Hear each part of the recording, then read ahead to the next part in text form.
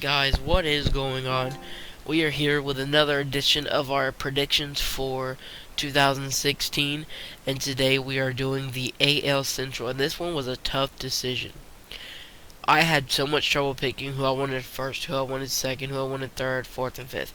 I think this might be the toughest division in baseball. And I honestly think that it's better than Pittsburgh, St. Louis, and the Cubs. I think that's better than them three. It really is, because you got the World Series champions, obviously, and plus everybody in that division got better. Everybody. It's crazy. Maybe not like Indians, but you know what I mean. They got a little bit of people. They got like Mike Napoli and Roger Davis, which that's a little bit. That's good, So here we go with the predictions for 2016. At number 1, the Detroit Tigers are taking this division back. They picked up Jordan Zimmerman and Jay Up, and those are two big keys to their season. I think that if Jordan Zimmerman, he can be as good as he can be. Justin Verlander's got to be good, because those got two guys back to back are probably lethal as shit. They're gonna be good. And then you've got Miguel Cabrera, the best hitter in all of baseball. He's still there. So that's pretty good for those teams. For that team. That's why I got them number 1. Number 2 is the Kansas City Royals, because they did get better on pitching with picking up Ian Kennedy, and I think they re-signed Jaquim Soria to the bullpen. I think they did. I think they got him, or they got somebody else that's really good in the bullpen that they've had there before, and they just brought him back. I just can't remember their name. So it's pretty.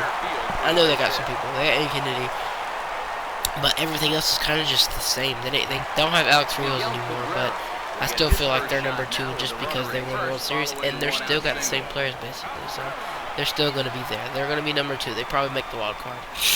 And so number 3, this was a tough one, like I said. I'm giving it to the Minnesota Twins. I know Indians fans out there are probably pissed off if anybody watches this. But the Minnesota Twins, they almost did it last year. They almost made it to the playoffs. And they bring in Jungle Park. Full season of Miguel Sano. Hopefully Byron Buxton can come up and put in some work. That is a great lineup, along with Brian Dozier.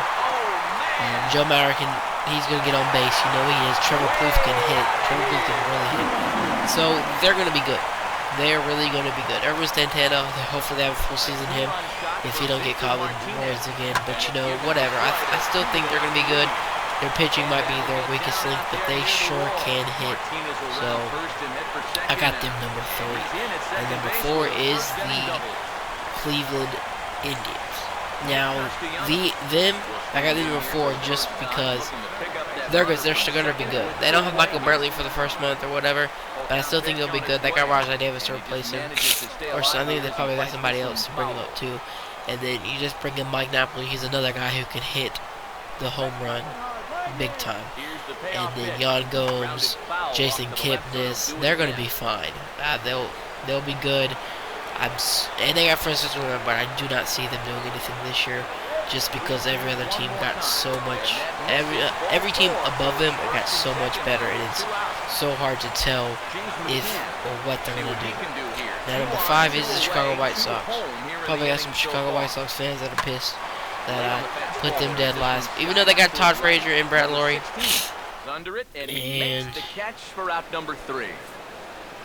Deanna Navarro, I don't think.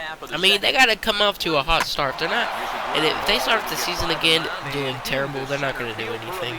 And it depends on if they're going to be higher. I think is if they can start the season playing better than they started last year's season. I think that they'll be able to move up. Maybe. I really don't know. These are just my predictions. But those are my predictions for the AL Central. next, I think next episode should be the AL West, and then we move on to the NL and MLB The Show 16. So, like, subscribe, and comment. Let me know what your predictions are for the AL Central, and I am out. Thanks for watching.